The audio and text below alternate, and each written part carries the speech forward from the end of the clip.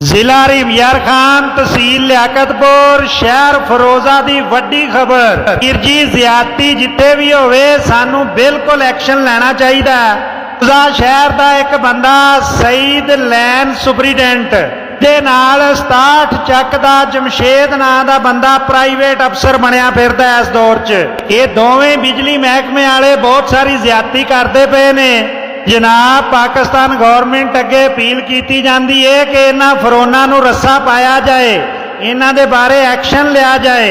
पर वेखो कि जेड़े मजदूर ने वो इस तरह मजदूरी करके टैक्स पे कर रहे ने और ये फरौन सीटां उत्ते बह के साडे टैक्स दीयां तनखावां लैके साडे ही बच्चे इन्हां दे हत्थों महफूज नहीं। जनाब, इहदे उत्ते पूरा पूरा एक्शन लिया जाए। अदारियां अगे अपील की जाती है कि जमशेद दा कोई कार्ड, कोई चीज चेक करके ते इहदे खिलाफ भी सख्त तो सख्त कार्रवाई की जाए।